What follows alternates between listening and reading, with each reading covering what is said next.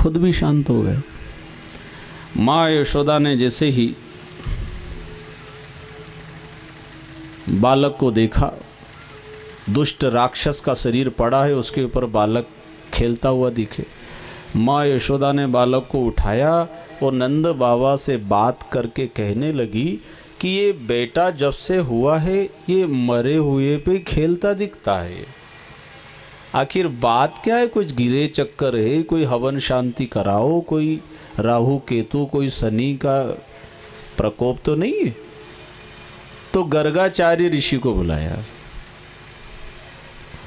गर्गाचार्य ऋषि आए, गौशाला में ले जा करके एकांत में माँ यशोदा, रोहिणी और नंद बाबा और इनके बेटे एकांत में उनकी पत्रिका, जन्म नक्षत्र देखकर कहा कि ये बालक के जीवन में परेशानियां तो आएगी, लेकिन चिंता न करना, इनके अंदर ऐसा सामर्थ्य शक्ति है, जो इनसे टकराएगा वो मिट्टी में मिल जाएगा, इनका कुछ बिगड़ने वाला नहीं। गुरुजी इनके नाम, बोले इनके नाम जैसे काम करेंगे वैसे नाम धराते जाएंगे, ये इनका एक नाम ही नहीं रहेगा। ये कृष्ण पक्ष में जन्मे तो इनको कोई श्री कृष्ण कहेंगे, कोई कन्हैया कहेगा, कोई लाला कहेगा, कोई दामोदर, मुरलीधर, वंशीधर, गिरधर, मनमोहन, मनोहर, अनेक नाम। और रोहिणी का बेटा है, इनका नाम बलदाऊ, कोई बलभद्र, कोई संकर्षण, कोई बलदेव, कोई दाऊदयाल, अनेक नाम से जाने। गर्गाचार्य से पूछा, गुरुजी कोई ऐसा उपाय बता दो ताकि आगे से कोई आफत ना आवे। बोले बच्चे को गौ माता की परिक्रमा रोज लगवाना, कभी बच्चा ज़्यादा परेशान करे तो गौ पुच्छ से झाड़नी दे देना, नज़र उतार देना। बालक के हाथ से गाय को रोटी खिलाना, रोटी खिलाओ, रोटी में थोड़ा सा गोड़ क्या बोलते, गुड़ मीठा, वो रख करके गाय को खिलाओ। कभी गोबर गोमूत्र से बच्चे का अच्छा स्नान कराओ, गाय की परिक्रमा लगाओ।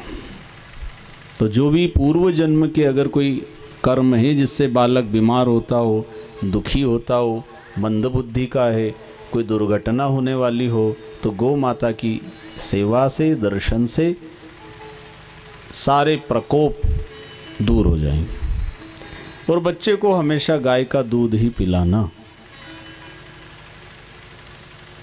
आपसे भी निवेदन है, अगर आप अपने बच्चों का भविष्य अच्छा बनाना चाहते हो, अब पैदा हुए हैं तो बड़े तो हो ही जाएंगे, और जैसा जो होगा कमाएगा खाएगा, दिन तो निकल ही जाएंगे, पर अच्छा होनहार बनाना है, श्रेष्ठ बनाना है। परिवार में, कुटुंब में, समाज में, गांव में हमारा बेटा कुछ नाम करे तो गाय का, देसी गाय का दूध, दही, घी उसको खिलाना शुरू कर दो। समय आने पे आप जब देखेंगे वो बड़ा होने के बाद झूठ नहीं बोलेगा, चोरी नहीं करेगा, नशा नहीं करेगा, भ्रष्टाचार नहीं करेगा, रिश्वत नहीं लेगा, माँ बाप का अनादर नहीं करेगा। अगर जर्सी का दूध पिया है, भैंस का अगर पिया है, या और किसी डेयरी का अगर पिया है, तो फिर तो क्या होगा भगवान जाने। मैं आगे कुछ नहीं कहूँगा। उनके स्वभाव, उनके विचार, उनके आचरण, उनकी दिनचर्या सब बदल जाएगी। फिर आप बाद में कहोगे, हे भगवान ये अटाला कहाँ से आ गया हमारे घर।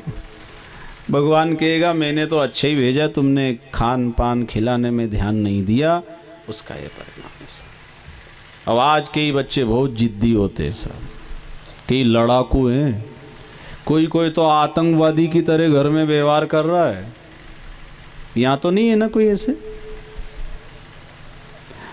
अगर ऐसे कोई हो तो सवेरे योग कक्षा में भेज देना उनको। अभी 2 दिन और बचे हैं, प्रातःकाल बालाजी मंदिर में योग कक्षा लगती सुबह सुबह। बच्चों की बुद्धि प्रखर होना चाहिए। ये जिद्दी स्वभाव, लड़ाई करना, माता पिता का आदर नहीं करना, उनकी बात नहीं मानना, ये उनको अच्छे संस्कार दो आप। वही तो आपकी पूंजी है, अच्छी दौलत वही तो है आपके संतान। वो धन का वारिस तो बन जाएगा, पर धर्म का भी वारिस बने, संस्कार भी उसके भीतर हो, संस्कार की पूंजी भी वो कायम अपने जीवन में रखे। मकान, दुकान, जमीन, सोना, चांदी तो वो संभाल लेगा, वो धर्म नहीं संभाला तो, मर्यादा नहीं संभाली तो ये कहाँ से आएगी उसको। और बाद में फिर आप जब दुखी होंगे तो संतों ने कहा, अड़ियल घोड़ी पड़ियल बेल, मरो करक्सा नार, मरजो पूत कपूत जो कुल को दाग लगावे, बेटी वो मर जावे जो भरी सभा में बाप को नीचा दिखावे, ब्राह्मण वो मर जावे जो अपने हाथ से दारू पीवे, कहे सुल्तान मिलो वही विक्रम, इतने को नहीं रोना, और ये मर जाए तो खूटी तान के सोना। जो जीते जी भी दुख दे रहा, तो इसके ऐसे के जिंदे रहने से फायदा क्या। अहिल्याबाई का नाम सुना आपने?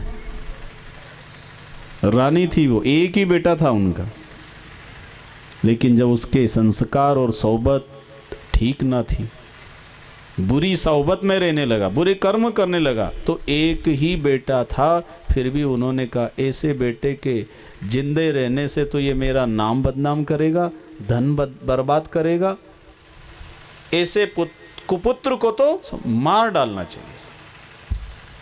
तो कहते हैं सभा के बीच में अपने बेटे को हाथी के नीचे कुचा करके उसको मरवा दिया था अहिल्याबाई। लोगों ने समझाया, अरे तुम्हारा वंश डूब जाएगा, ये तुम्हारे खानदान का एक ही, तुम क्या कर रही हो? बोले मेरे पास इतनी संपत्ति है कि धन से धर्म के काम करके, समाज के लिए, राष्ट्र के लिए ऐसा काम करके जाऊं कि चाहे मेरा बेटा ना है तब भी मेरे काम से मेरा नाम चल जाएगा। सर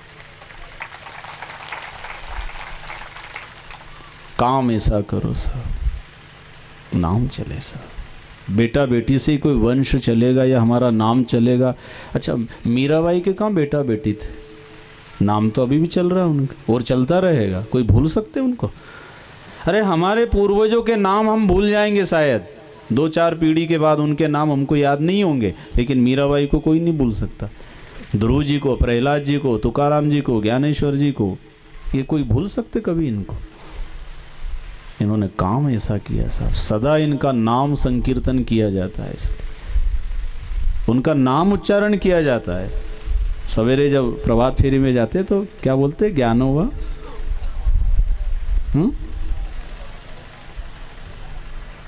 क्या बोलते?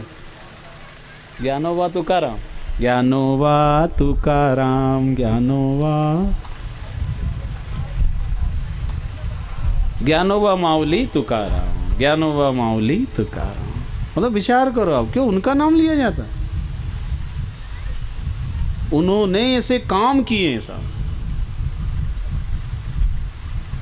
इसलिए आप हम सबको भी राम कृष्ण हरि जय जय राम कृष्ण हरि, राम कृष्ण हरि जय जय राम कृष्ण हरि, बोलो कृष्ण हरि जय जय राम कृष्ण हरि, राम कृष्ण हरि जय जय राम कृष्ण हरि, राम कृष्ण हरि जय जय राम कृष्ण हरि, राम कृष्ण हरि जय जय राम कृष्ण हरि, राम कृष्ण हरि जय जय राम कृष्ण हरि, राम कृष्ण हरि जय जय राम कृष्ण हरि, राम कृष्ण हरि जय जय राम कृष्ण हरि, राम कृष्ण हरि जय जय राम कृष्ण हरि, राम कृष्ण हरि जय जय राम कृष्ण हरि, राम कृष्ण हरि जय जय राम कृष्ण हरि, राम कृष्ण हरि जय जय राम कृष्ण हरि, राम कृष्ण हरि जय जय राम कृष्ण हरि, राम कृष्ण हरि जय जय राम कृष्ण हरि, राम कृष्ण हरि जय जय राम कृष्ण हरि, राम कृष्ण हरि जय जय राम कृष्ण हरि, राम कृष्ण हरि जय जय राम कृष्ण हरि, राम कृष्ण हरि जय जय राम कृष्ण हरि, राम कृष्ण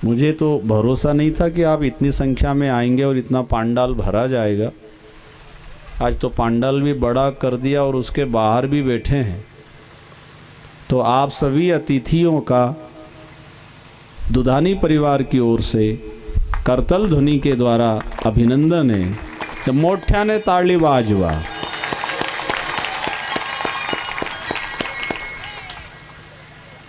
आप सबका अभिनंदन है, स्वागत है।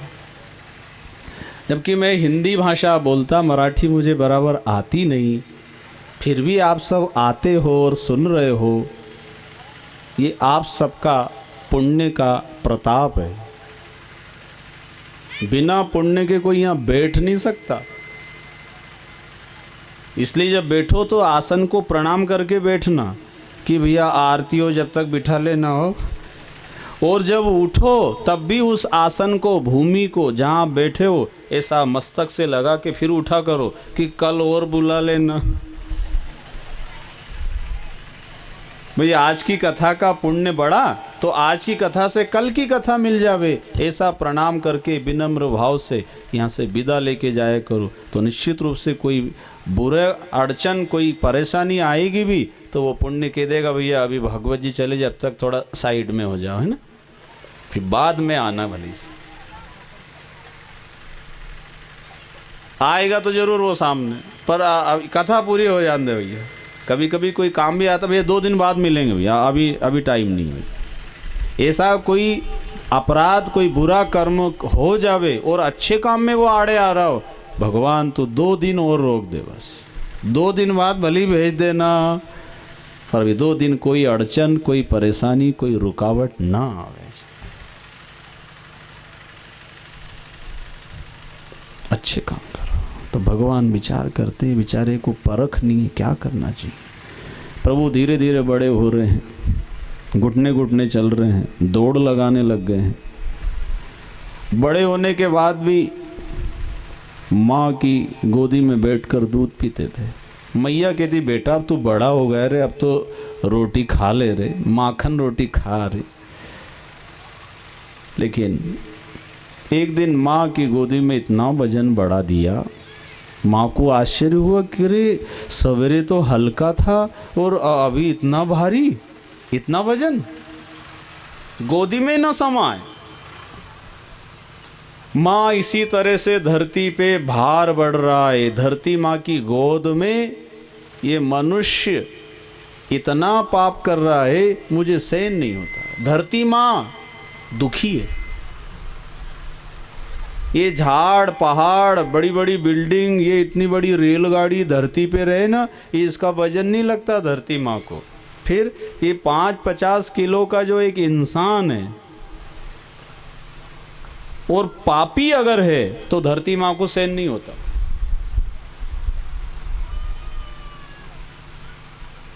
धरती माँ भी सोचती है कि कब कहीं इनका अंत हो जाए, किधर ही भूकंप आ जाए और ये सहन नहीं होता धरती। जब पुण्य का काम होता है, ऐसे पवित्र आयोजन होते हैं, तो धरती माँ भी बड़ी प्रफुल्लित होती है, खुशी होती है धरती माँ को कि अच्छा आयोजन होगा, इतने भक्त लोग आएंगे, कीर्तन होगा, नृत्य होगा, अन्नदान होगा, भंडारा होगा, गौ सेवा होगी, गौ के दर्शन होंगे। धरती माँ बड़ी प्रसन्न। और ऐसे आयोजन होते रहते हैं तो समय पे वर्षा भी होगी, फसल भी पैदा होगी। नहीं तो कई जगह बारिश नहीं हुई है, पानी नहीं गिरा है, कितने लोग दुखी हैं, क्योंकि अधर्म तो हो रहा है, पाप तो हो ही रहा है, पर पुण्य कौन करेगा। इसलिए हर गांव में ऐसी समिति बनाओ, ऐसी टीम तैयार करो, ऐसा मंडल बना लो, प्रभात फेरी मंडल हो, भजन मंडल हो, कोई धार्मिक आयोजन हो, 8-15 दिन में कीर्तन, एक जगह बैठ के सारे गांव के लोग कीर्तन करो, ताकि गांव में कुछ अमंगल ना हो, दुर्घटना ना हो, अनहोनी ना हो, किसी की दुर्गति ना हो, गांव में कोई बीमारी ना फैले, गांव में लड़ाई दंगा ना हो, गांव में कभी पुलिस ना आवे, गांव में किसी का कोई हिंसा ना हो, सारे लोग सुखी हों। कब होंगे वो? जब हम भजन कीर्तन करेंगे, अच्छे काम करेंगे, तो हमारे घर में शांति, पड़ोस में शांति, पूरे गांव में शांति होगी। तो चाहे छोटा गांव हो, गरीब हो, छोटे स्तर पे कर लो। अच्छा, जरूरी क्यों लाखों ही खर्च करना है हमको? अरे झांझ ढोलक पेटी गांव में इकट्ठे होके भजन कीर्तन, कोई खर्चे ही नहीं उसमें। नाम स्मरण करो, लगातार संकीर्तन करो।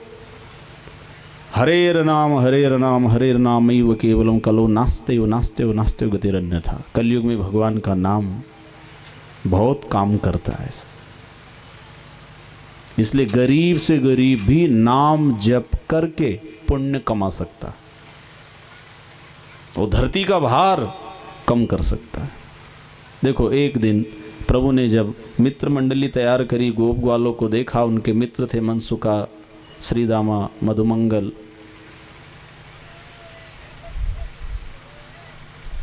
मनसुका की हालत इतनी कमजोर थी, पूछा भाई इतना दुबला क्यों, तेरे घर में क्या दूध दही माखन नहीं होता क्या? बोले होता तो बहुत है, पर हमारे घर के सब बेच देते हैं। कहाँ? मथुरा। क्यों? कंजूस है हमारे घर के, खाने को नहीं देते, सब बेच के आ जाते। तो बोले भाई तुम खाओ, घर में हो रहा है, ये खाने की चीज़ है।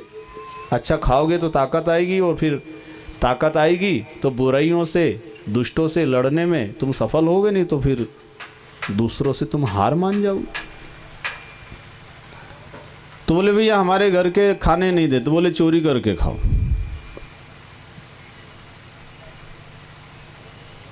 अब ये चोरी करके खाने गए, कुछ तो सफल हो गए और कुछ पकड़ा गए तो उनको खूब पीटा।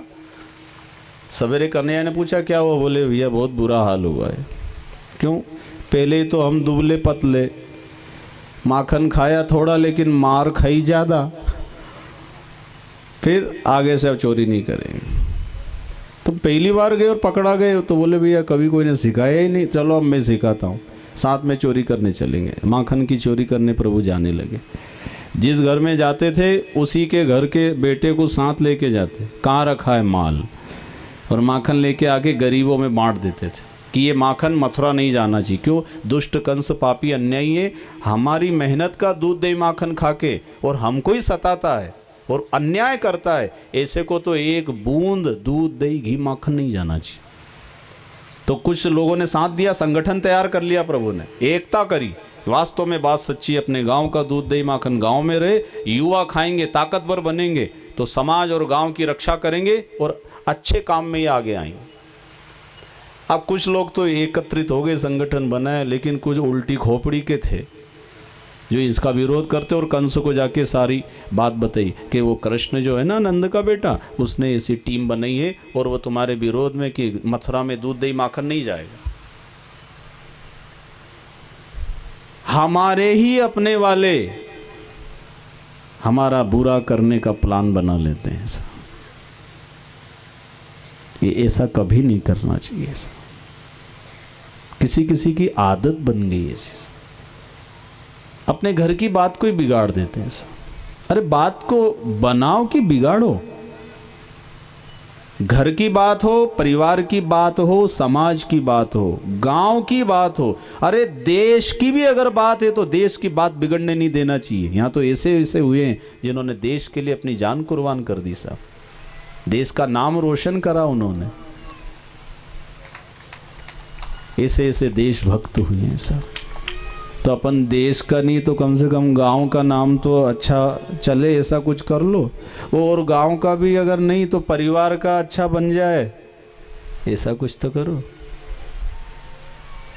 सीखो। श्री कृष्ण जी ने सबको तैयार किया, संगठन तैयार करा। जब कोई चोरी चोरी से लेकर के जाते थे तो रास्ते में मटकी फोड़ देते थे वो प्रभु कि मैं दूध दही माखन मथुरा नहीं जाने दूंगा। जब इतने लोग साथ है तो तुम भी साथ दो। तो शिकायत करने आते मैया यशोदा से, मैया तेरे कन्हैया ने बड़ी उत्पात मचा रखी है, हमारा दूध दही माखन सब बिखेर देता है, रात में चोरी करता है, बंदरों को खिलाता है। बार बार जब शिकायत पे शिकायत करने लगे, प्रभु भी एक दिन विचार करते हैं कि देखो मैं इनके भले के लिए कर रहा हूँ, फिर भी मुझे चोर मेरी बुराई और मेरी बदनामी कर रहे, पर मैं रुकने वाला नहीं हूँ। इनका जिसमें भला है काम तो मैं वही करूँगा, चाहिए मुझे बुरा बताए, मेरा बदनाम करे, मेरे को चाहिए घर में ना घुसने दे। दरवाजे लगा देते थे, लेकिन फिर भी प्रभु बिना बुलाए उनके घरों में जा जा करके अपने चरण रखते थे ताकि इनकी बुद्धि शुद्ध हो जाए। साधु संत महापुरुष इस धरती पे आते हैं तो कोई धन कमाने के लिए नहीं, कोई अपनी पूजा कराने के लिए नहीं, जगत का कल्याण हो, इनका भला हो, इनकी सदगति हो जाए। जैसे आज प्रभात फेरी निकली प्रातः काल, जब मैं गया तो सब घर में पाटा, रंगोली, दीपक, फूलों का हार और दान दक्षिणा सब लेकर खड़े। अब मैंने विचार किया मैं इसलिए तो नहीं आया हूँ कि मेरी पूजा हो, पर अब इनका भाव है, इनका प्रेम है, तो गले में माला भी पहनी। वैसे मैं माला फूल वगैरह ज़्यादा पहनता नहीं। अब इधर महाराष्ट्र की परंपरा है, नियम है, वही संत है, भगवान की कथा सुनाने आए तो सम्मान करना, तो माला भी पहनी, दान दक्षिणा दी, ली। पर मेरा जो उद्देश्य है कि नित्य प्रति घर के आसपास की साफ सफाई हो, आपके मन की भी सफाई हो नाम संकीर्तन से। तो जैसे कभी कभी नगर पालिका, नगर में वे सफाई करने वाले आते हैं ना, ऐसा मैं वो कर्मचारी की तरह आप सबके मन की सफाई करने के लिए आया हूँ। मैं कोई संत, कोई ऐसा महात्मा नहीं हूँ। मैं तो एक सेवक दास बनकर के भगवान की कथा आप सबके बीच रखने आया हूँ, क्योंकि आप सब भगवान के भक्ति साधना में लगे रहें, आपके जीवन में अच्छाइयाँ बढ़े, आपके जीवन में जितना हो सके सत्कर्मों को करते हुए और उस सत्य को प्राप्त कर लें जिसलिए जीवन मिला है। क्योंकि हमारे संतों ने, महापुरुषों ने यही काम किया था सर। तो भगवान श्री कृष्ण जी भी यही काम कर रहे हैं, पर उनको भी बुराई और बदनामी सहन करना पड़े। हो सकता मेरा जाने के बाद में भी यहाँ कुछ बात हो सकती है।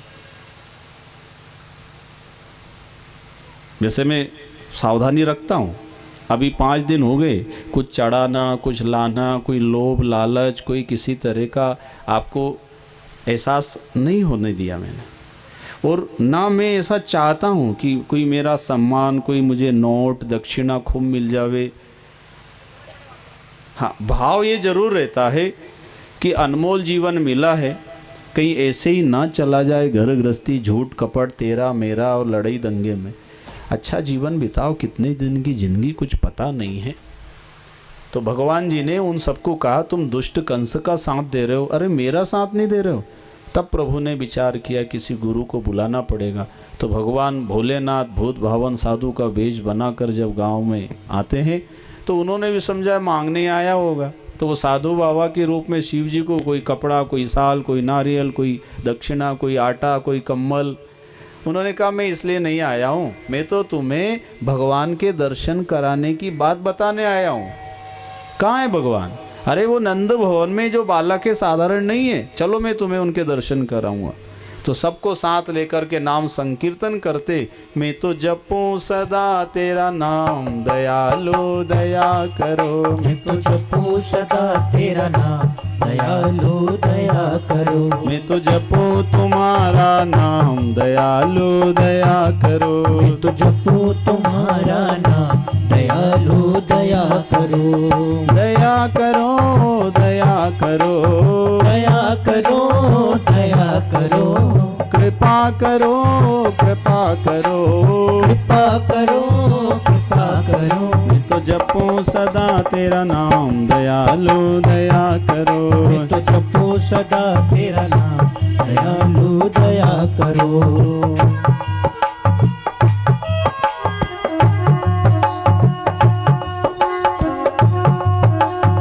हरि बोल।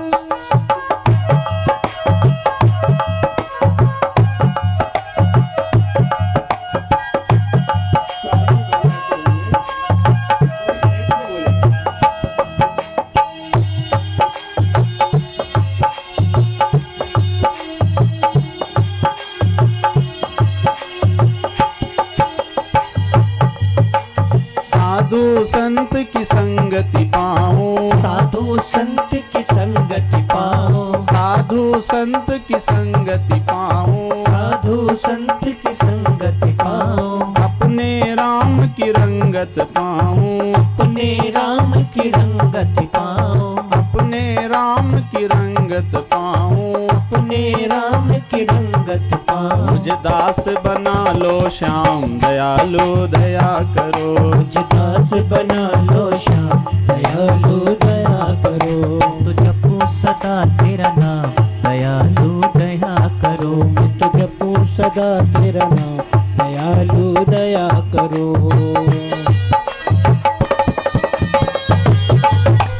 हरि बोल। ताली बजाते हुए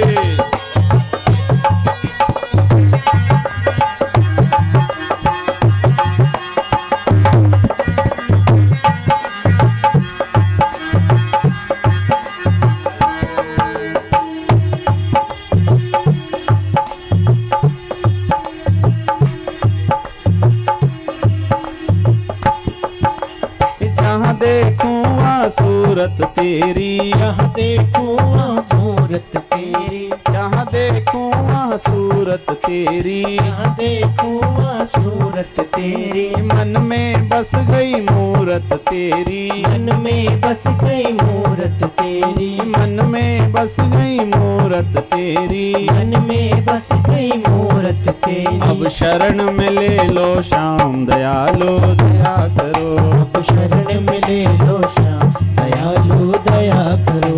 जपूं सदा तेरा नाम दयालु दया करो। मैं तो जपूं सदा तेरा नाम दयालु दया करो।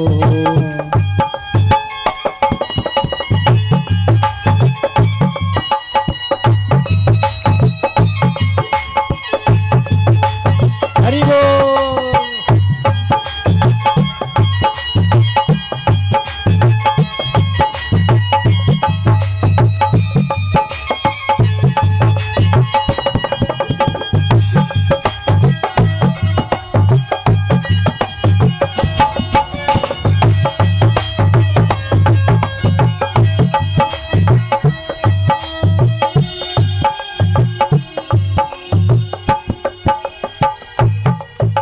तो जपूं तुम्हारा नाम दयालु दया करो, तो जपूं तुम्हारा नाम दयालु दया करो।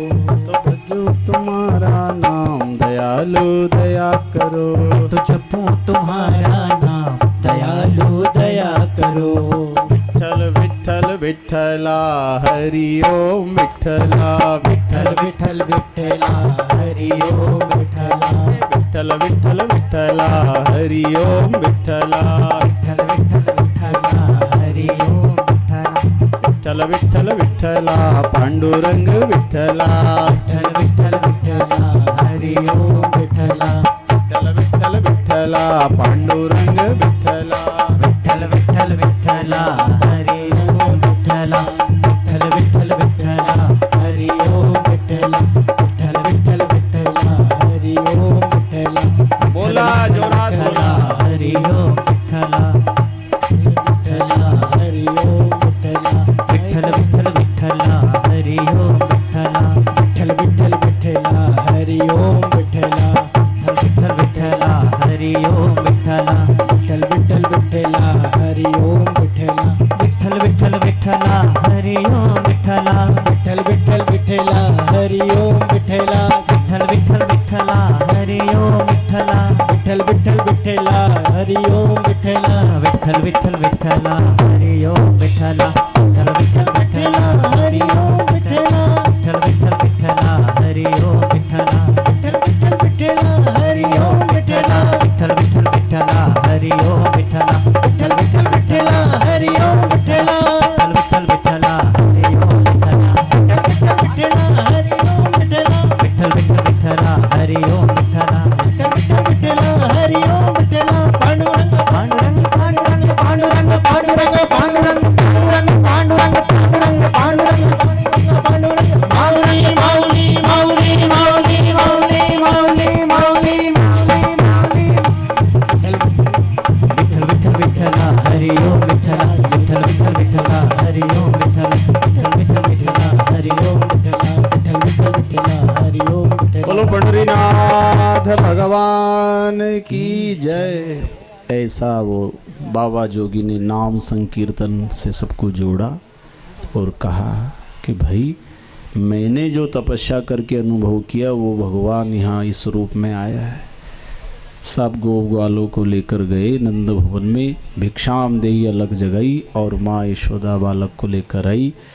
बालक के दर्शन करके बाबा जोगी ने उनके चरण मस्तक पे लगाए और कहा, प्रभु ये दुनिया भोली भाली आपको पहचान नहीं पाती है, आप कृपा करेंगे तभी ये आपको जान सकेंगे।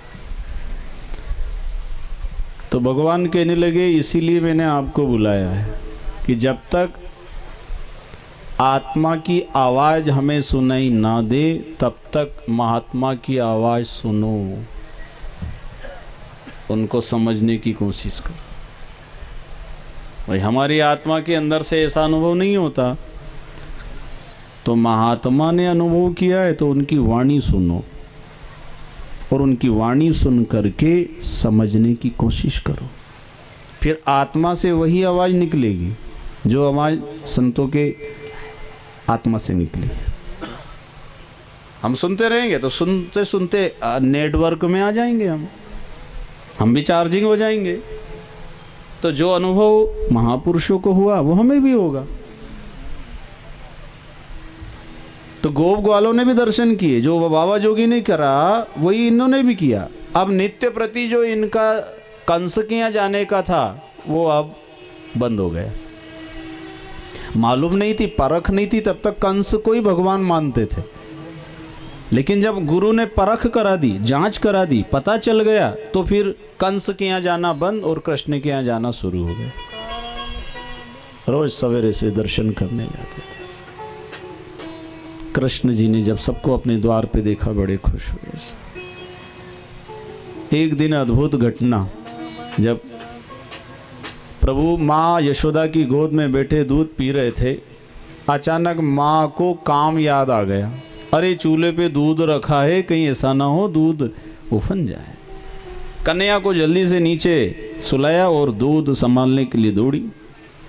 कन्हैया ने विचार किया, देखो तो सारे गांव के लोग समझ गए, पहचान गए, पर माँ को अभी मेरी पहचान नहीं हुई। इसको काम प्यारा है, श्याम प्यारा नहीं है। उठे और अपने नंद भवन में दूध दही माखन मटके फोड़ना शुरू की। मैया को जब आवाज़ आई बढ़ांग तड़ांग की, आखिर बात क्या है, देखा तो दूध दही मटके फूटे हुए और माखन बिखरा हुआ। ये कन्हैया की उत्पात और ये करतूत है। एक छड़ी उठा के माँ यशोदा दौड़ी, आज तुझे सजा जरूर दूंगी। अभी तक गोपियों ने शिकायत की, पर मैंने लाड़ प्यार में हर बार तुझे बचाया, पर आज तूने घर में ही नुकसान करा है, आज तुझे नहीं छोड़ूंगी। कन्हैया भाग रहे, मैया पीछे पीछे दौड़ रही है।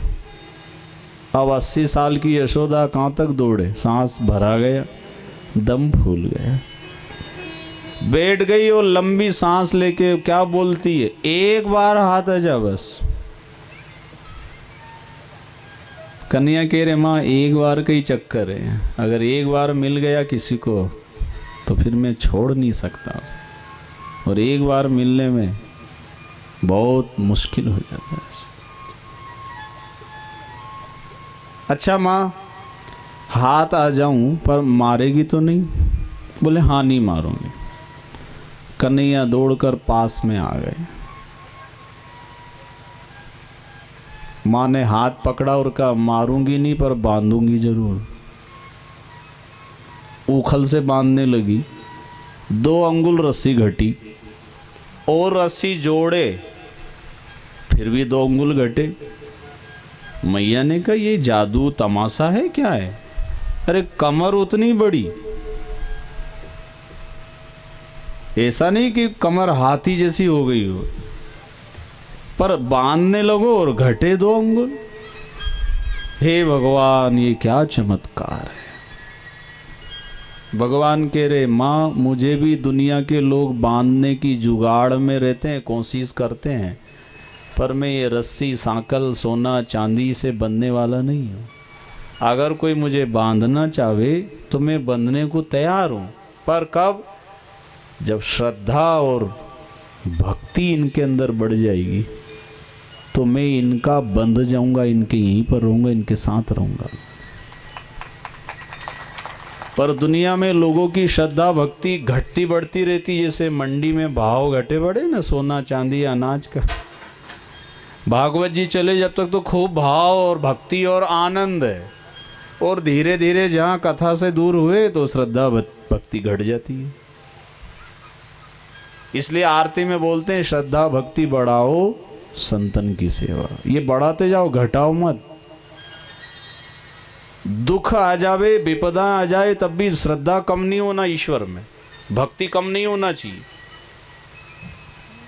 हमारे भक्तों ने कितना कष्ट उठाया, क्या उन्होंने पूजा पाठ बंद कर दी? क्या नहीं करी, और ज्यादा करते थे। हरि भक्त केवल होत है, जाको हरि को संग, ये विपत्ति पड़े बिसरे नहीं, चढ़े चौगुना रंग। जितनी विपत्ति आएगी उतना ज़्यादा भजन करेंगे, जितनी श्रद्धा बढ़ेगी। भगवान शायद मेरी परीक्षा ले रहे हैं, मेरे को हटाना चाहते हैं, पर परीक्षा में मैं फेल होने वाला नहीं हूँ। मैं हार नहीं मानूंगा, आपको हरा दूंगा। और भगवान ने कई जगह हार मानी है सर। भक्त ने हार नहीं मानी, भगवान ने हार मानी है। और हमको भी ऐसे ही बनना है। माँ यशोदा ने जब देखा प्रभु पास में आए, उखल से बंध गए, माँ ने भी कहा दिन भर बंधा रहे, अब खाने को भी नहीं दूंगी। बाद में उखल को नीचे पटका और दो यमलार्जुन वृक्ष खड़े थे, उनके बीच में से निकले, झटका दिए, दोनों वृक्ष गिर गए। दो पुरुष निकले और कन्हैया को प्रणाम करके कहा, हम पूर्व जन्म में कुबेर की संतान थे, लेकिन ऋषि के श्राप से हम झाड़ पेड़ बन करके यहाँ पे भोग रहे, आज आपके दर्शन से हमारा उद्धार हो गया। आकाश मार्ग से वो चले गए, यमलार्जुन वृक्षों का उद्धार किया प्रभु ने। उसी के बाद गोप ग्वाल सब इकट्ठा होकर के विचार करते हैं, भाई यहाँ आए दिन बहुत उत्पात होते हैं, चलो वृंदावन। तो छकड़ों में माल भर के सारे गोप ग्वाल भजन कीर्तन करते हुए वहाँ से वृंदावन की ओर निकलते हैं। उनका एक नया नाम हुआ, बोलो वृंदावन बिहारी लाल की जय। सब नाम संकीर्तन करते हुए जा रहे हैं। जय जय श्री कृष्ण चंद्र नंद के दुलारे, जय जय श्री कृष्ण चंद्र नंद के दुलारे, जय जय श्री कृष्ण चंद्र नंद के दुलारे, जय जय श्री कृष्ण चंद्र नंद के दुलारे, नंद के दुलारे यशोदा के प्यारे, नंद के दुलारे यशोदा के प्यारे, नंद के दुलारे यशोदा के प्यारे, नंद के दुलारे यशोदा के प्यारे। जय जय श्री कृष्ण चंद्र नंद के दुलारे, जय जय श्री कृष्ण चंद्र नंद के दुलारे, जय जय श्री कृष्ण चंद्र नंद के दुलारे, जय जय जय कृष्ण चंद्र नंद के दुलारे।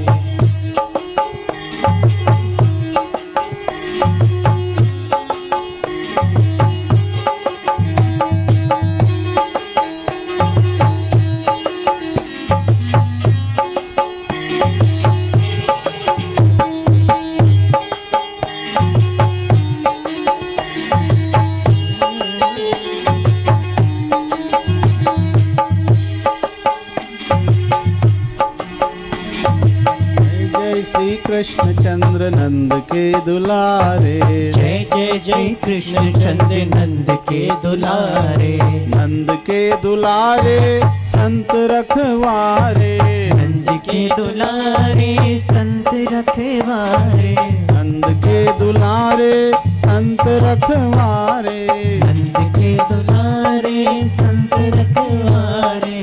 जय जय श्री कृष्ण चंद्र नंद के दुलारे, जय जय श्री कृष्ण चंद्र नंद के दुलारे, जय जय श्री कृष्ण चंद्र नंद के दुलारे, जय जय श्री कृष्ण चंद्र नंद के दुलारे। बोलो कृष्ण कन्हैया लाल की। भजन कीर्तन नाचते गाते वृंदावन पहुंचे। कंस को पता चला, उसने एक बकासुर नाम का राक्षस बगुले के रूप में यमुना तट के किनारे भेज दिया। प्रभु गायों को चराते हुए जब वहाँ पहुँचते हैं, बकासुर ने जैसे देखा कन्हैया को अपने मुख में हवा भर के सब खींच लिया। जैसे सांस खींची श्री कृष्ण जी अंदर चले। गोप ग्वाल चिल्लाए, क्या होगा? अब दाऊ दयाल बलराम जी को आवाज़ दी, दौड़ते हुए आए, क्या हुआ? बोले ये बगुल्ले ने कन्हैया को पेट में भीतर ले गया। अरे ये बड़ा उत्पाती है कन्हैया, अब इसको कल से नहीं लाएंगे। अरे कल से नहीं लाएंगे पर आज तो निकालो। इतने में प्रभु ने भीतर जाके ऐसी अग्नि प्रकट करी जैसे कहीं आग का अंगारा हो। बगुले ने, बकासुर ने बाहर प्रभु को निकाला। बाहर आते प्रभु ने चोंच पकड़कर चीर डाला, जैसे ही मरा आकाश से फूलों की वर्षा जय जयकार की ध्वनि। बोलो नंद के लाला की। बकासुर का वध कर दिया। एक बार अघासुर नाम का राक्षस अजगर के रूप में आ गया था। प्रभु ने उसे भी समाप्त करके गोप गालों की, गायों की रक्षा करी। एक बार यमुना में काली नाग रहता था, सारा जल विषैला दूषित कर दिया। प्रभु गेंद का बहाना लेकर गए और काली नाग के फण पर नृत्य करके उसका मान मर्दन कर और उसे वहाँ से हटाया और कहा रमणक द्वीप जाकर तुम रहो, ये जल गौ माता के लिए शुद्ध रहे, तुमने इसको दूषित कर दिया। प्रभु ने जल की शुद्धि की बात बताई कि जो पवित्र नदियां हैं जो हमें शुद्ध करे उसको आप गंदा ना करो।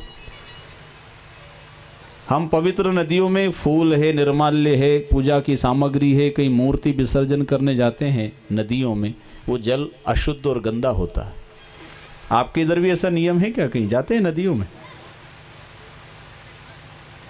अब ये नियम बनाओ, पूजा की सामग्री है, कोई निर्माल्य है, पूजा का चढ़ा हुआ सामान है, उसको पवित्र नदियों में न छोड़ करके किसी गड्ढे में गाड़ दो, गड्ढा खोद के गाड़ दो, खेत में डाल दो, किसी झाड़ पेड़ के नीचे डाल दो, ताकि जल दूषित होने से बच जावे। वर्षा कम हो रही है, पानी की कमी है, और जो बचा है पानी उसको भी हम धार्मिक कचरा डाल करके और उसको गंदा कर रहे हैं।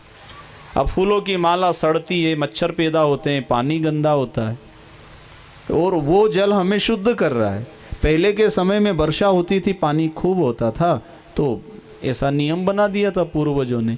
लेकिन अब समय के हिसाब से कुछ परंपराओं को बंद करना चाहिए, उसमें कोई दोष नहीं लगेगा।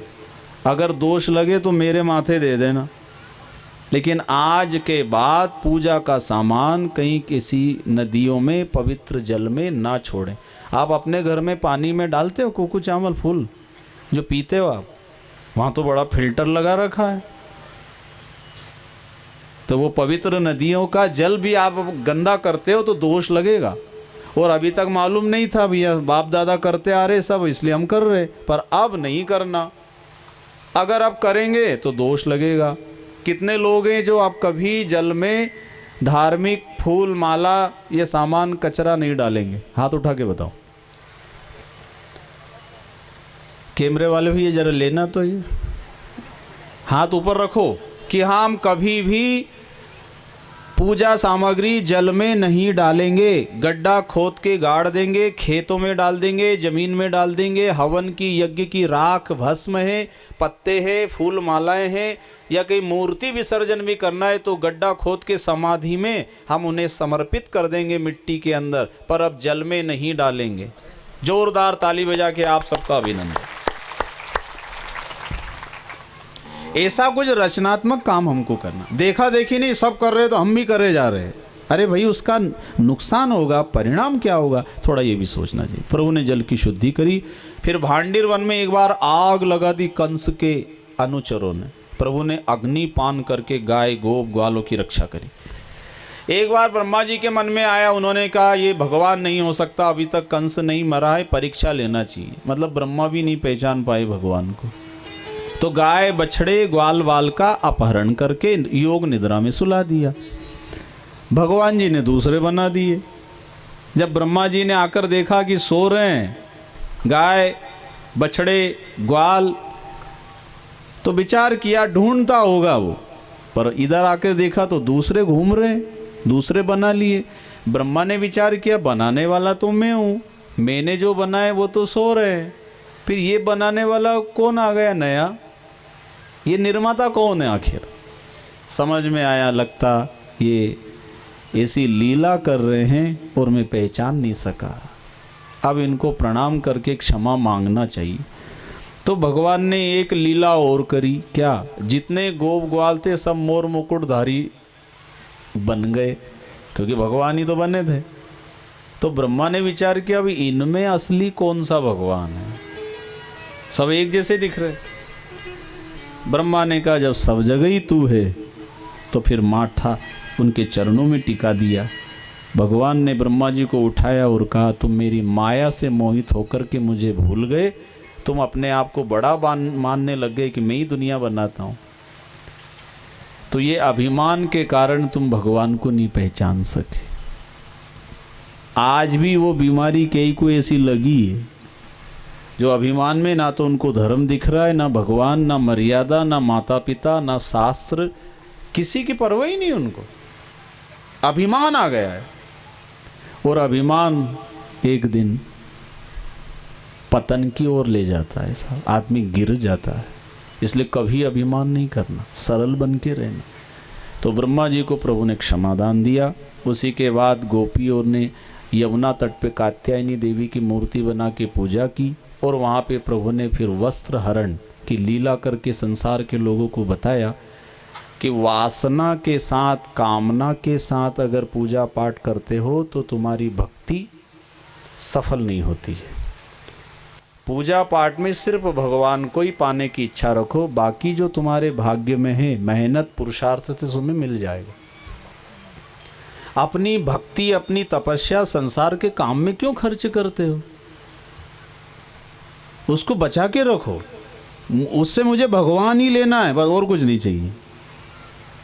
अगर आपने फसल, बेटा बेटी की शादी, ब्याह, मकान, दुकान में अपनी भक्ति को खर्च कर दिया तो मुक्ति के समय फिर आफत आएगी, फिर कौन साथ देगा? ये राजा परीक्षित ने कुछ भी नहीं मांगा, मुक्ति मांगी थी।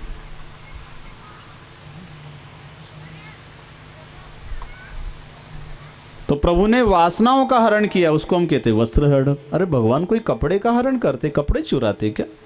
उन्होंने तो द्रौपदी का चीर बढ़ाया है। चीर बढ़ाने वाले, लाज बचाने वाले हैं वो, लाज गंवाने वाले नहीं। पर कथा में लिखा है, सुनाने वाले अपने ढंग से लिखी हुई बात सुना देते हैं, समझने वाले बेचारे क्या करें, ये जैसा सुना है सुन लिया। तो भगवान जी ने ये लीला करके गोपियों को कहा, तुम इसी तरह से साधना करो तो तुम्हें आत्म साक्षात्कार करा दूंगा, तुम्हारी आत्मा में ही मेरा अनुभव हो जाएगा। पर जब पूजा करो, पाठ करो, कुछ मांगो मत दुनिया की चीज़, नहीं तो वो चीज़ मिल जाएगी, मैं नहीं मिलूँगा। और यही हो रहा है, हमें सामान, मकान, सोना, बेटा सब मिल गया पर भगवान नहीं मिला, क्योंकि हमने कभी ऐसी इच्छा रखी नहीं। इसलिए भगवान से भगवान को ही मांगो। देखो क्या हुआ, गोपियाँ आई और समय का इंतजार करती। इधर क्या देखते हैं, इंद्र भगवान की पूजा की तैयारी, 56 भोग लगे। आखिर में जब माँ यशोदा से पूछा कन्हैया ने, मैया ये कौन से भगवान की पूजा की तैयारी चल रही है? बेटा ये 56 भोग बन रहे हैं और इसमें देवताओं के जो राजा हैं इंद्र, उनका पूजन होगा।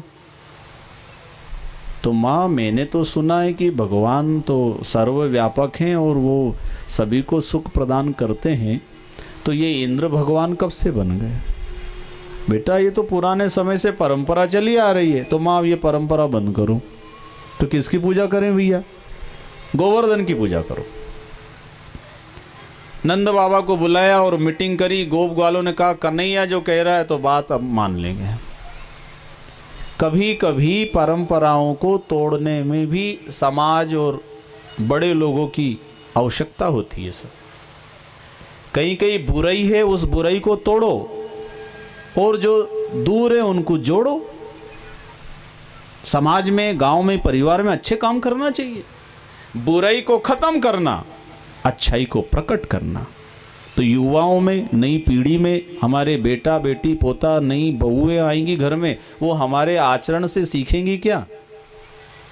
अगर हम लड़ाई दंगा कर रहे हैं, हम विरोध कर रहे हैं, हम कपट कर रहे हैं, तो वो बहू भी वही सीख रही है। बड़े होने के बाद में वो हमारे साथ ही वैसा करेगी। तो कन्हैया जी ने इंद्र की पूजा, देवता की पूजा बंद करा के और गोवर्धन पूजा के लिए सबको जोड़ा और सब तैयार भी हो गए। अब जैसे ही पूजा हुई, इंद्र को पता चला, उन्होंने प्रलयकारी मेघों को बरसने का आदेश दिया। जब हवा आंधी तूफान कन्हैया के पास सब आए, अब क्या होगा भैया? बोले डरो नहीं, जिसकी पूजा की उसके शरण में चलो। गए, प्रभु ने योग बल के द्वारा पर्वत को ऊपर उठाया, गोप ग्वाल गायों को कहा सब नीचे लेकर के आ जाओ। 1 दिन रात 2 दिन रात मूसलाधार वर्षा चल रही। गोप ग्वाल कहने लगे भैया कन्हैया अब तेरे हाथ दुख रहे होंगे, ऐसा कर तू आराम कर ले 1-2 दिन, अब हम संभाल लेंगे। सब लकड़ी का टेका लगाने लगे वहाँ। तो कन्हैया ने कहा भैया जिसने 2 दिन संभाला है वो आगे भी संभाल लेगा, चिंता क्यों कर रहे? नहीं, बोले आपके हाथ दुखियाएंगे। प्रभु ने जैसे ही थोड़ा हाथ खींचा, सबकी लकड़ियाँ पटापट चटाचट टूटने लगी। सब घबराए कि रे हम तो समझ रहे थे हमने ही उठा रखा है ये, पर ये उठाने वाला मेन हीरो तो और कोई है। हम फोकट में ही वजन मर रहे थे कि हमने उठा रखा, हमने ताकत लगा रखी है, लकड़ी लगा के समझ रहे थे हमारी ताकत से ये रुका हुआ है। यही दुनिया में लोगों को भ्रम है, मैं घर चला रहा हूँ, मैं दुकान चला रहा हूँ, मैं परिवार चला रहा हूँ, पर चलाने वाली ताकत तो और कोई है, फोकट ही लोड ले रहे। अरे हमारे न रहने के बाद भी घर दुकान संसार बढ़िया चलेगा, और कई ऐसे कहते कहते वो चले गए और दुनिया बढ़िया चल रही है, किसी से कोई फर्क नहीं पड़ता है। इसलिए वो गोप ग्वाल ऐसा समझ रहे थे। जब वो तो लकड़ी टूटने लगी तब कहा यो गिरना पड़े रे गोपाल, गिरवर गिरना पड़े, गिरना पड़े रे गोपाल, यो गिरवर गिरना पड़े, यो गिरना पड़े रे नंदलाल, गिरवर गिरना पड़े, गिरना पड़े रे नंदलाल, बोलो गिरवर गिरना पड़े।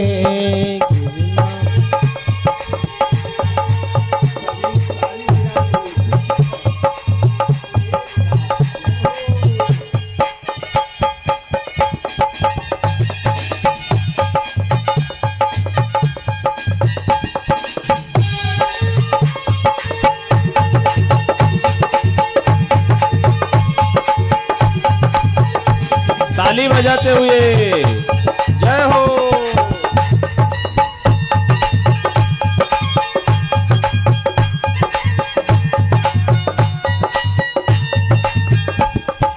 हम सबकी प्रभु रक्षा करना, हम सबकी प्रभु रक्षा करना, हम सबकी प्रभु रक्षा करना, हम सबकी प्रभु रक्षा करना। ये चरणों में तेरे हमको रखना, चरणों में तेरे हमको रखना, ये चरणों में तेरे हमको रखना, चरणों में तेरे हमको रखना। तू सबका पालनहार, गिरवर गिरना पड़े, तू सबका पालनहार, तू गिरवर गिरना पड़े, यो गिरना पड़े रे गोपाल, गिरवर गिरना पड़े, गिरना पड़े रे गोपाल, यो गिरवर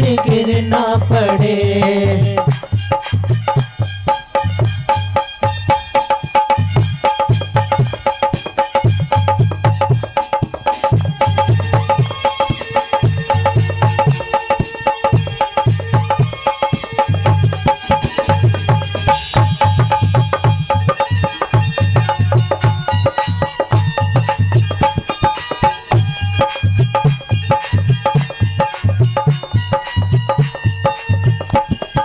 कितना भी गरजे कितना भी बरसे, कितना भी गरजे कितना भी बरसे, कितना भी गरजे कितना भी बरसे, कितना भी गरजे कितना भी बरसे, पर बिजली से डरूं गोपाल, सिर पर गिरना पड़े, बिजली से डरूं गोपाल, कि सिर पर गिरना पड़े, यो गिरना पड़े रे गोपाल, गिरवर गिरना पड़े,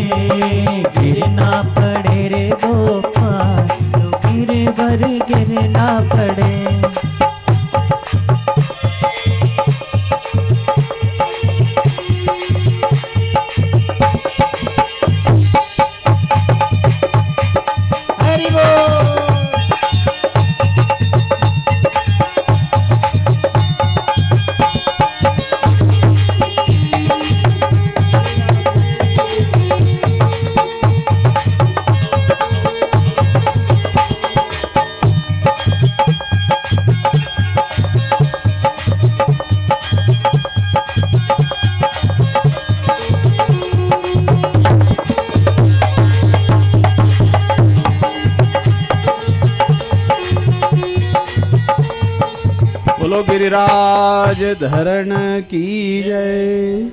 7 दिन रात तक प्रभु ने पर्वत को धारण कर रखा। सारे गोप ग्वालों को पता चला, अभी तक तो हम ये मानते थे हमारी ताकत से पर्वत ऊपर उठा हुआ, लेकिन ये तो कन्हैया की कलाकारी हम पहचान नहीं पाए। लेकिन आज समझ में आया, उधर देवराज इंद्र को भी समझ में आया। वो भी सुरभि गो लेकर के गिरिराज की तलेटी में, जहाँ आज भी सुरभि कुंड बना, जहाँ इंद्र का मान मर्दन करके प्रभु ने समझाया कि संसार में मनुष्य को कभी अभिमान नहीं करना चाहिए। धन का, जमीन का, परिवार का, ज्ञान का, बुद्धि का, किसी भी तरह का अभिमान अगर किया है तो भगवान जी को ये पसंद नहीं है, चिढ़ आती है उनको। तो वो हो क्या तुम्हें, तुम क्या लेके आए, पैदा हुई जब क्या लाए थे, और जाएंगे जब भी कुछ लेके नहीं जाएंगे। जो मिला बीच में यही मिला है और यही छोड़ के जाना है। सरल बन के रहो। पर ये ऐसा सरलता कब आएगी, ये समझ कब आएगी, जब हम रोज भक्ति साधना करेंगे। तो भगवान फिर बुद्धि ऐसी देंगे, अभिमान नहीं करेंगे। फिर पता चल जाएगा कि संसार को चलाने वाली ताकत और इस शरीर को चलाने वाली ताकत कोई और ही है। सर रात में तो हम सो जाते हैं, सोने के बाद हमें हमारे शरीर का ही ख्याल नहीं, हम कहाँ हैं। सवेरे अगर हम जीवित उठ रहे हैं तो ईश्वर का एहसान मानो। कुछ लोग सोए के सोए ही रह गए। ऐसा हमारे शरीर को हम रक्षा कर रहे हैं क्या? रात को सोने के बाद कौन रक्षा करता है हमारी?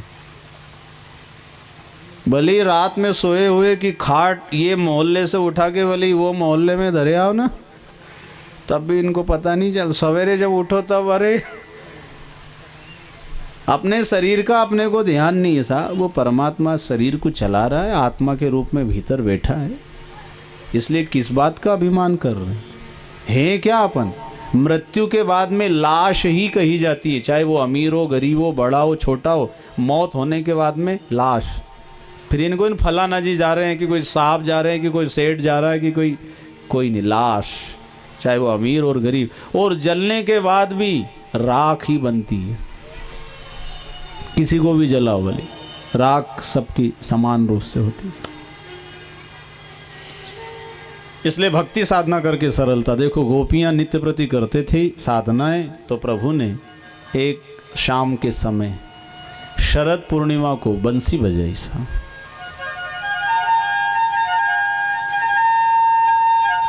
वो बंसी की धुन सुन के समझ गई, मतलब हृदय में प्रेम था, सरलता थी, अभिमान नहीं था। तो बंसी की धुन उनको सुनाई दी जिन जिन के हृदय में प्रेम था, और जिनको अभिमान था ना उनको सुनाई नहीं दी।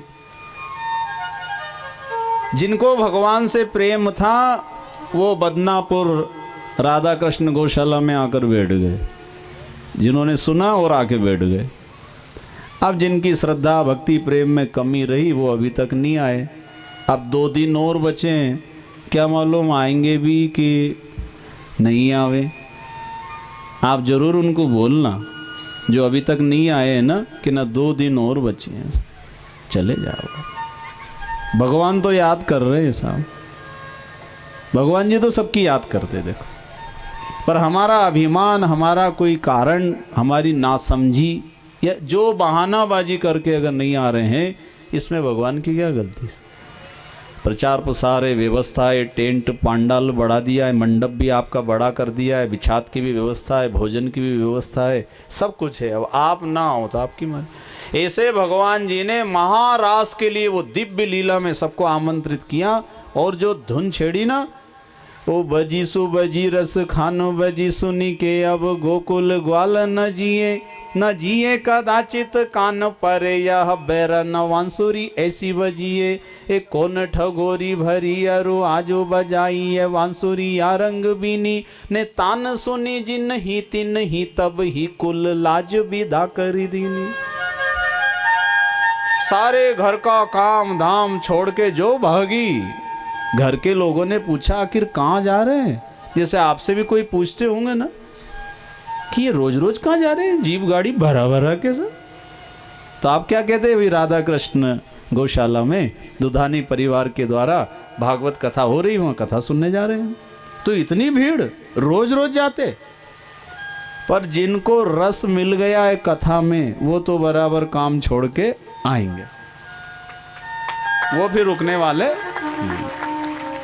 ऐसा गोपियों को श्री कृष्ण जी के साथ महारास की दिव्य लीला में आत्म साक्षात्कार की बात प्रभु ने कही थी, और वो अवसर आ गया है। तो सारी गोपियां जब दौड़ के जाने लगी तो पूछा कहाँ जा रही हो, तो कहा आज वृंदावन रास रचो है, मैं भी देखन जाऊंगी। आज वृंदावन रास रचो है, मैं भी देखन जाऊंगी। आज वृंदावन रास रचो है, मैं भी देखन जाऊंगी। आज वृंदावन रास रचो है, मैं भी देखन जाऊंगी। बाबा जो नंद का कुंवर कन्हैया, उन संग रास रचाऊंगी। बाबा जो नंद का कुंवर कन्हैया, उन संग रास रचाओगे। आज वृंदावन रास रचो है, आज वृंदावन रास रचो है, आज वृंदावन रास रचो है, आज वृंदावन रास रचो है। आज वृंदावन रास रचो है, मैं भी देखन जाऊंगी। आज वृंदावन रास रचो है, मैं भी देखन जाऊंगी।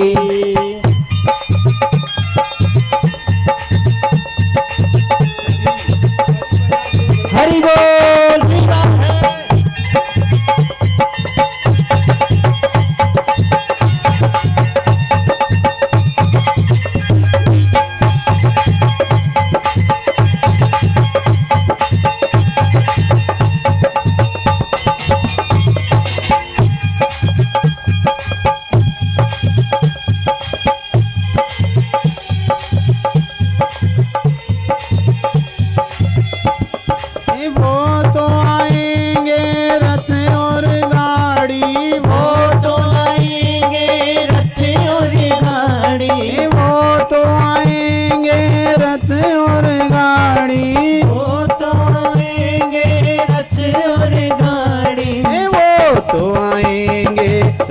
और गाड़ी, मैं तो दौड़ लगाऊंगी।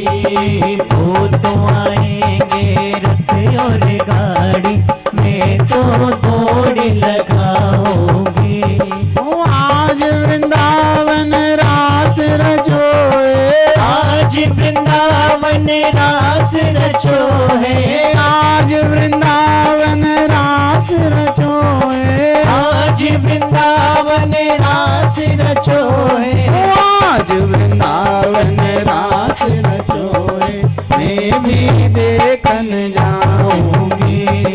आज वृंदावन रास रचो है, मैं भी देखन जाऊंगी। हरि बोल।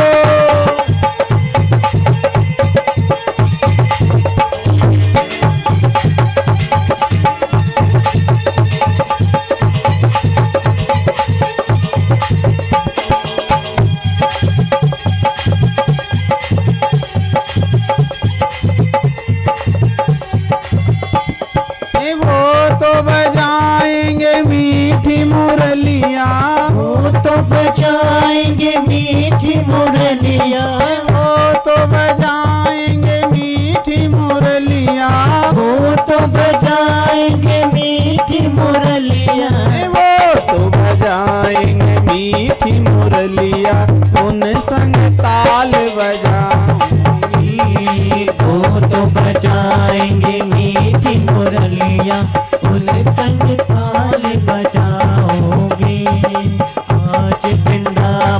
रास रचो है, मैं भी देखन जाऊंगी।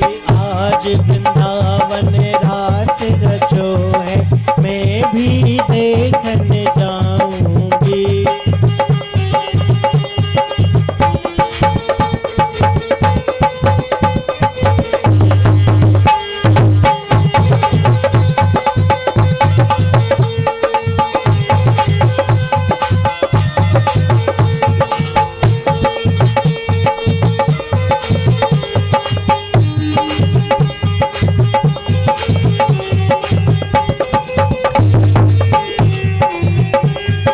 चाहे बरजे बल महामारे, चाहे बर दे बल महामारे, चाहे बरजे बल महामारे, चाहे बर जे बल महामारे, चाहे बरजे बल महामारे, मैं तो वृंदावन जाऊंगी।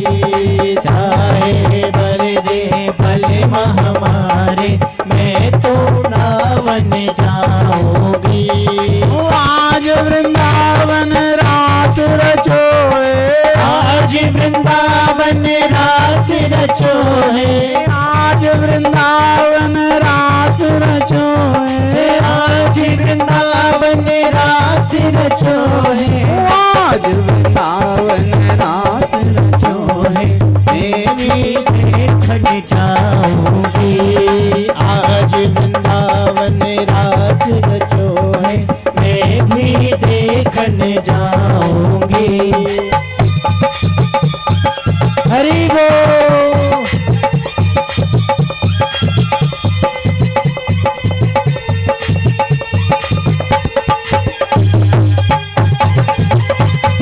श्री राधे।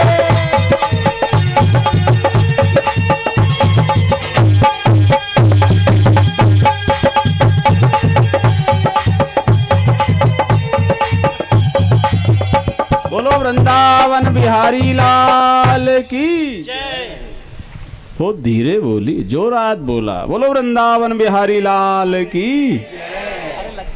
महाराज की दिव्य लीला में गोपियों को प्रभु ने आदर सत्कार सम्मान के साथ स्वागत किया। एक दिन हुआ, एक महीना हुआ, 6 महीने हो गए। प्रभु ने कहा अब घर जाओ। बोले प्रभु अब नहीं जाएंगे, आपके साथ रह करके जो आत्मा का आनंद मिला वो अब दुनिया में घर संसार में नहीं मिलेगा। घर जाएंगे तो वही चौका चूल्हा रोटी कपड़ा तेरा मेरा उसी में फंस जाएंगे, इसलिए हम तो यही अच्छे। अरे भगवान जी कह रहे हैं घर परिवार भी संभालो। अब तुमने आनंद ले लिया, वो आनंद रोज अपने आत्मा में ध्यान नाम सुमरण सेवा करके तुम्हें प्राप्त हो जाएगा। गोपियों को जैसे तैसे समझा करके विदा किया।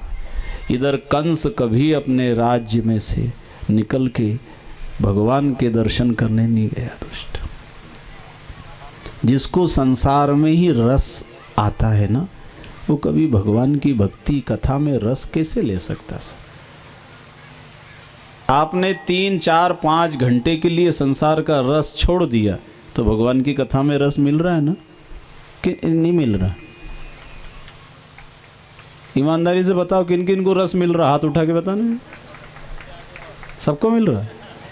भोजन के लिए तो नहीं आए ना? हाँ, नहीं तो कोई कोई ऐसी बात भी करते हैं सब भोजन के लिए आए, कोई भागवत जी से कोई लेना देना नहीं। तो कथा में अगर रस आपको आ रहा है तो विचार करो आप, जिस समय भगवान स्वयं थे गोपियों को कितना रस आनंद मिला होगा। आज भी कथा के रूप से माध्यम से भगवान भक्तों के हृदय में वही रस प्रदान करते हैं जो गोपियों को मिला था। जो गोप ग्वालों को मिला वो हमें भी मिलता। लेकिन दुष्ट कंस जैसे लोग आज भी इस धरती पर हैं, वो ये कथा सत्संग धर्म गो सेवा पुनीत पुण्य के कार्यों में उनको आनंद ही नहीं आता। जब कंस को समाचार मिला कि कृष्ण और बलराम ही तुम्हारे काल हैं, क्या करना चाहिए। अक्रूर को भेजा, अक्रूर लेने के लिए गए, नंद बाबा को जानकारी दी कि कंस महाराज ने धनुष यज्ञ का आयोजन किया, सबको बुलाया है। कृष्ण बलराम तैयार हो गए, रथ में बैठकर जाने लगे। गोपियों ने रास्ता रोका, प्रभु ने समझाया मैं फिर आऊँगा। गोप ग्वाल साथ में हो गए, नंद बाबा आदि जा रहे हैं। जैसे ही मथुरा पहुँचते हैं, प्रभु ने धोबी का उद्धार किया। सुदामा माली ने फूलों की माला पहना करके उनका श्रृंगार किया। कुब्जा ने चंदन लगा करके पूजन कर प्रार्थना किया आप मेरे घर चलो। प्रभु ने कहा मैं फिर आऊँगा, अभी मामा जी से मिलना है। धनुष यज्ञशाला में सैनिक खड़े थे, प्रभु ने धनुष को तोड़ दिया। कंस को पता चला जो धनुष तोड़ सकता मेरे को छोड़ नहीं सकता भैया। क्यों? अपनी भी गारंटी खत्म। तो सैनिक लोग क्या कह रहे, महाराज अभी कुबलिया पीड़ हाथी और 5 पहलवान हैं, आप चिंता ना करो। मतलब सलाह देने वाले ऐसे मूर्ख थे, आखिर में उसको निपटे ही देंगे, पर कभी नहीं कहा कि तुम दर्शन कर लो, उनके हाथ जोड़ लो कि क्षमा मांग लो। अभी भी यही कह रहे, वो छाती पे आ गए हैं, फिर भी उनको ये कह आप चिंता मत करो, हम सब संभाल लेंगे। प्रभु ने कुबलिया पीड़ हाथी को पछाड़ दिया और 5 पहलवान मुष्टिक चाणी कूट छल तोशल इनको इतना कूटा इनके प्राण निकल गए। कंस के 7 भाई सामने आए, प्रभु ने उनको समझाया भाई तुम ऐसे पापी भाई का साथ मत दो, अगर इनका साथ दोगे तो तुम भी मारे जाओ। प्रभु ने उनको भी मारा और कंस तलवार ढाल लेने लपका। प्रभु ने उसके बाल पकड़कर घसीटा और छाती के ऊपर बैठ गए और कहने लगे मामा तेरे पास इतनी धन दौलत संपदा रथ हाथी घोड़े थे, पर कभी तूने गरीब की सेवा नहीं करी, पुण्य के काम नहीं करे, हमेशा पाप में ही तूने तन मन धन समय बुद्धि लगाई। आज तुझे बचाने वाला कोई नहीं है, ये सारी संपदा यहीं छूट जाएगी। तूने अगर कुछ पुण्य किया होता तो आज पुण्य तुझे बचा लेता, लेकिन तेरे पल्ले में पुण्य बिल्कुल नहीं है और आज तेरी मृत्यु होगी। तू मृत्यु से बचना चाहता था, अरे पाप से बचना चाहता तो एक बात थी, लेकिन मौत तो किसी को नहीं छोड़ती। मुष्टिका मारी, जैसे ही प्राण निकले आकाश से फूलों की वर्षा जय जयकार के दिन। बोलो भक्त वत्सल भगवान नंद के लाला की, गोपाल कृष्ण भगवान की।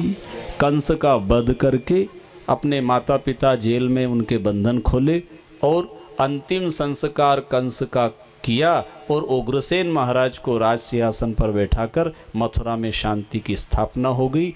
इसी तरह से हम परमेश्वर से प्रार्थना करेंगे हमारे घर में भी शांति हो, गांव में शांति हो, सारे राष्ट्र में देश में शांति की स्थापना हो जावे।